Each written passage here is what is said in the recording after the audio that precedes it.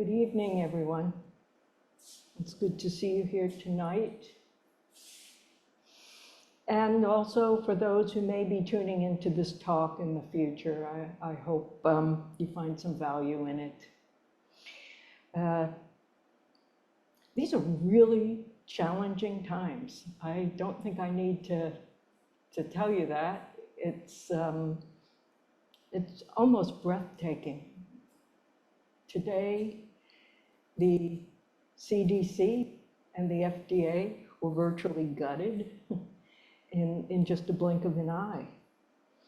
And so this calls for taking care of ourselves. It feels more important than ever to connect with community, not to be isolated. In beginning instruction on Monday nights, I've recently met some new people who are trying to find a way to quiet their minds in the midst of all that's going on now, all the political turmoil. And I've also at times noticed an uptick in attendance here at the Zendo. I think we're all trying to find our way, as am I. And it's really by the seat of our pants right now, trying to figure out a way. Many of the recent Dharma talks have referenced the social and political crisis we're living through. I get the sense that many are turning towards their practice as they navigate the sea changes going on around us. Maybe some here today are grappling with this as well. I know recently I found it difficult to watch the news or read the papers in the morning.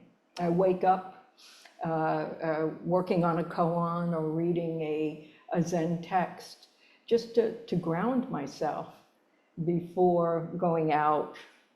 And my meditation serves the same purpose in the morning. But inevitably, as the day goes on, the news of the day seeps in. You hear more and more. And it whips up anger. At least it does in me. And that anger can send me into an unfocused bout of angry doom scrolling. And what is doom scrolling but this giant bellows that leads to more anger at the situation?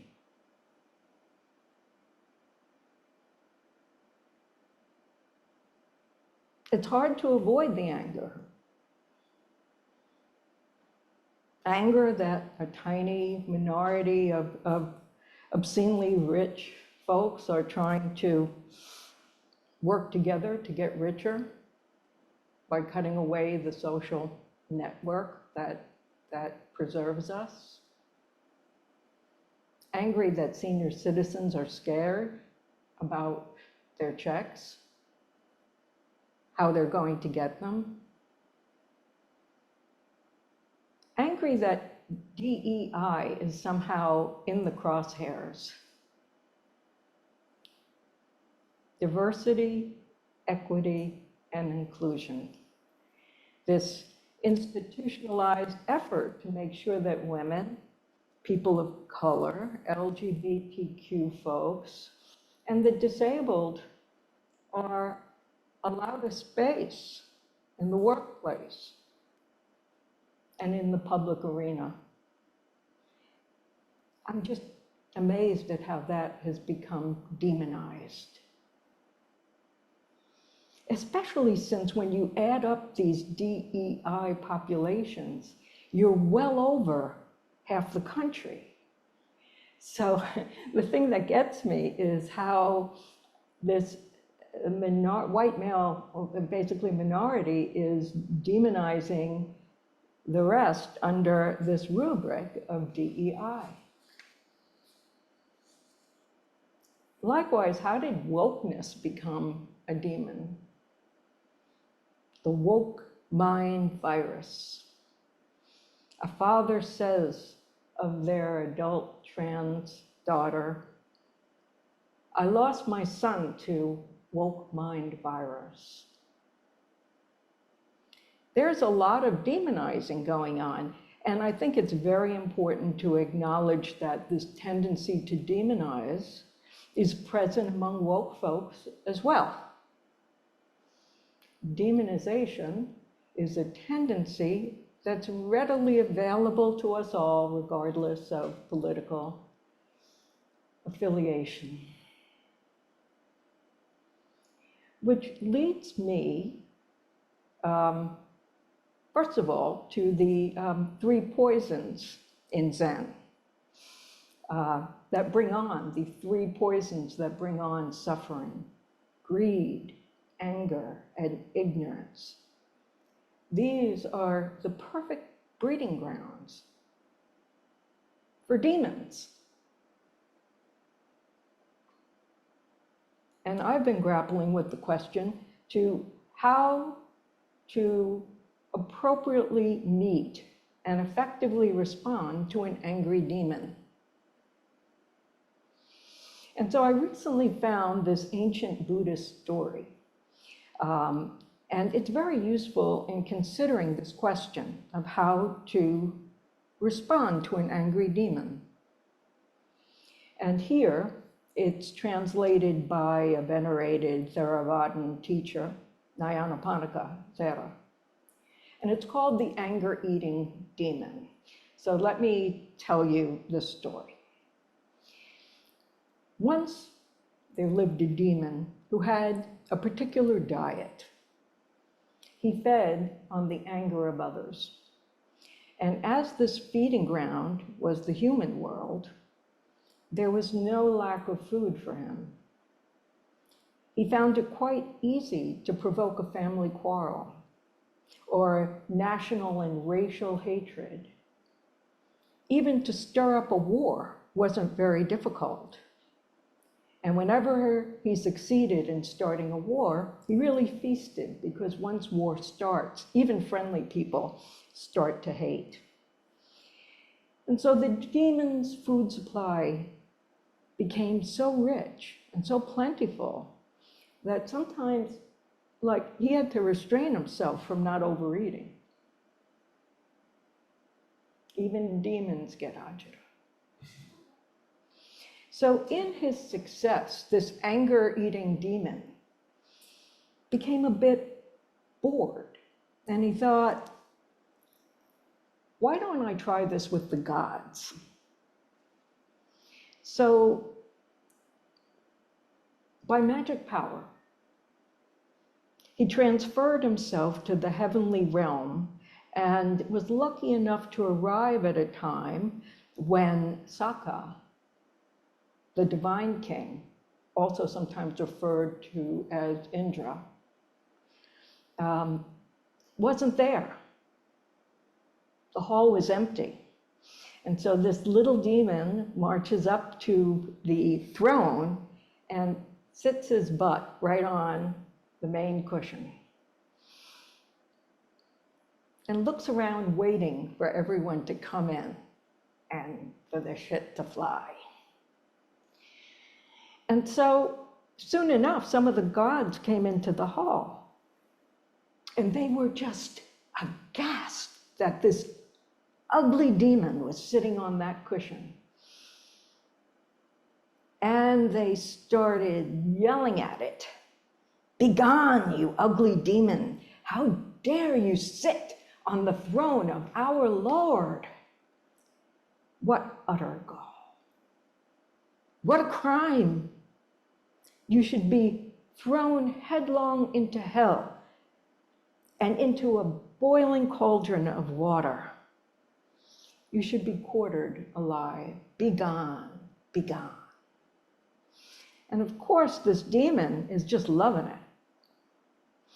And the more angry they get, the bigger he's getting, until he starts emanating this orange glow He's absorbing all this anger and it's just making him stronger. And then suddenly, at the other end of the hall, a bright light appears, and Sokka, the king of the gods, enters the hall. Very slowly and deliberately approaches the demon. Meeting it face to face, he says, "Welcome. Don't get up. Can I offer you a drink, perhaps?" When Sokka welcomed the demon in this way, it was denied any food. And so it instantly, the demon started to diminish until, poof, he disappears in a fog of stinky smoke. And so this is the story of the anger-eating demon. And I find it relevant, specifically working in the realms where insult, injustice, and anger just makes this anger grow more entrenched. Fight, fight, fight has become a rallying cry. Fight, so I can gorge on more attention and power, more money. There's really a lot of insight in the way Sokka approaches this demon. And while some may see this as a story about turning the other cheek or about using loving kindness to overcome the demon, I think it's useful to look at this more as a vital story where Sokka doesn't separate from the demon. He approaches it openly, like a beneficent king in their own palace. Don't get up. Can I offer you a drink? He doesn't banish the demon. And the demon is flummoxed by this. And so it shrinks and puffs away. And I find this skillful approach on dealing with anger and demons useful for today. In today's world, we think of demons as scary monsters, but actually the ancient Greeks and the Hindus looked at demons as not separate from gods. They came from the same source.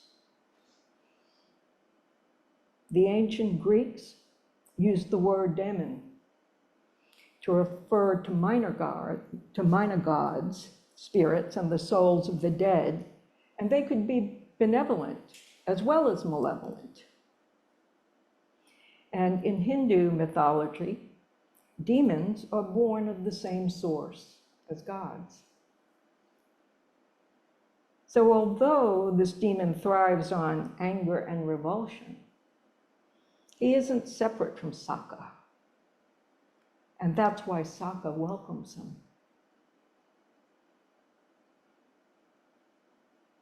So today, there is an anger-fueled being ravaging through our daily discourse. And there's confusion and chaos, and it's all by design. It's purposeful. Every new edict, every action has a name. Steve Bannon has told us the strategy. It's called flooding the zone with shit. And the whole purpose of this strategy is to fill the media every day with as many things to inflame us as possible. They want to keep us all in the same exasperated state as all of those gods in the temple before Sokka got there, sputtering. I want to get out of here.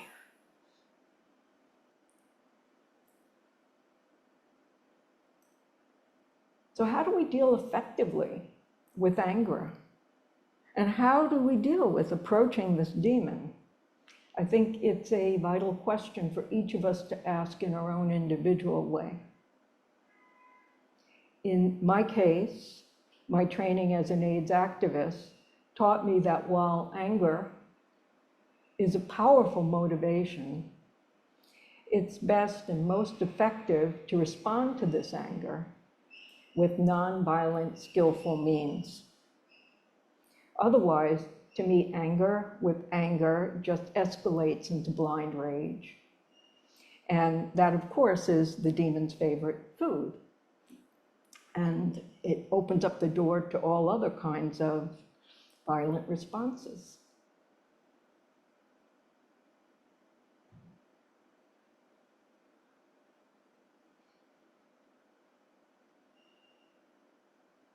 So we need to address our anger without indulging it, which leads us to the 9th precept, the precept of not indulging in anger. And this is a subtle precept because it's not telling us, don't be angry. It's telling us not to indulge in that. Anger has its own power. When I think of the effective use of anger, I think of the fierce AIDS activist Larry Kramer. And what drew me to Larry back in the 1980s was that he instinctively knew that love and anger was this fulcrum that could be used to create social change. Larry told us, we are not crumbs. We deserve, and we at the time were the queers who were being disproportionately impacted by HIV/AIDS. In this environment, he said, we deserve the same rights to love, health, and happiness as all Americans. And this was a liberatory message to folks who were told they were evil. They were queer demons. So it was a message of self-empowerment that was very powerful. And this message, love yourself and your community enough to fight back, is a teaching that I believe is probably at the heart of every movement I can think of. Love yourself and your people and others. Love them enough to challenge your oppression.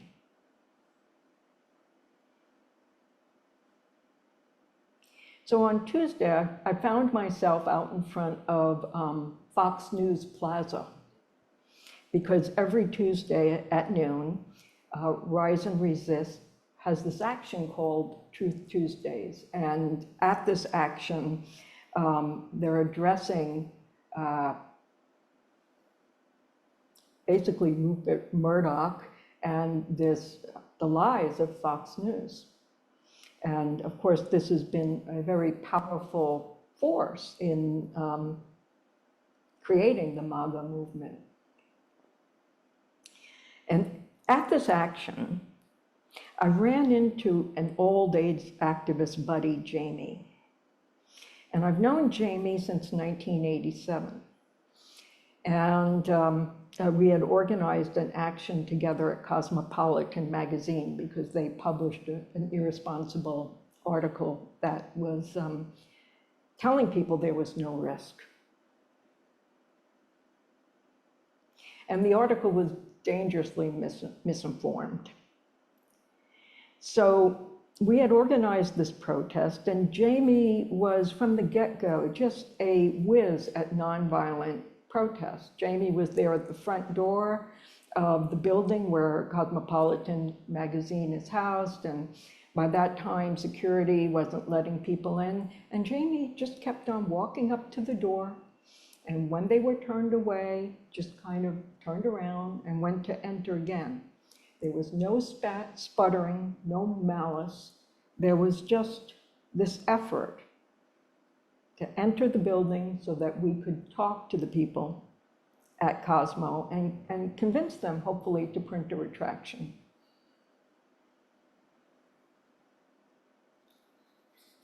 So Jamie's always been there, and you could still find Jamie at many actions, especially in New York City. Jamie's usually marshaling, watching over us. And so at one point, I leaned over to Jamie and I said, you know, you really are a Zen master of nonviolent civil disobedience. And Jamie paused and then looked back at me and said, or a border collie.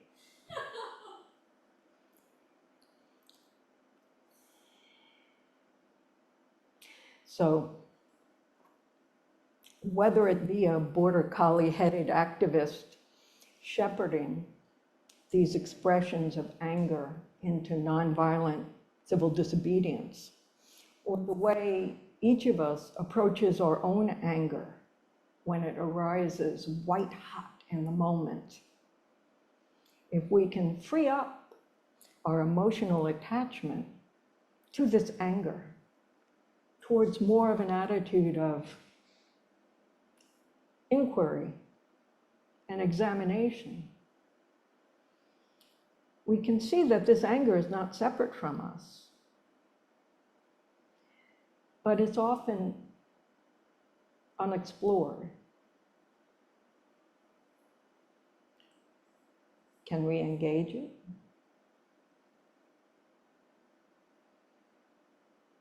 Find out what it needs? It's a part of us aching to be met. And if we listen, that anger can let us know what we need to do. And we can meet our anger on the bodhisattva path, just like everything else,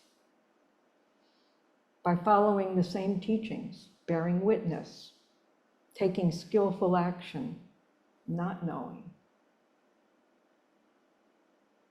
being present and engaged, even in difficult situations, defending democracy, truth, and compassion, practicing kindness, doing the best you can right now. These are all examples of not knowing.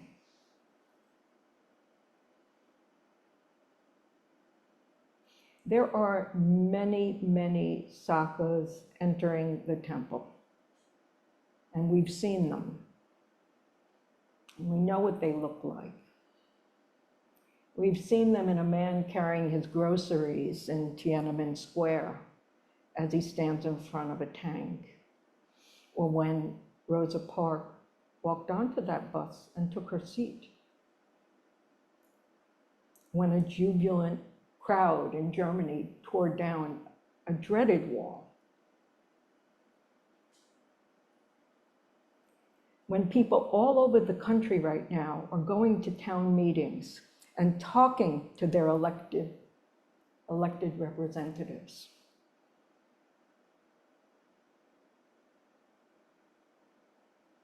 These are all Saka entering the temple.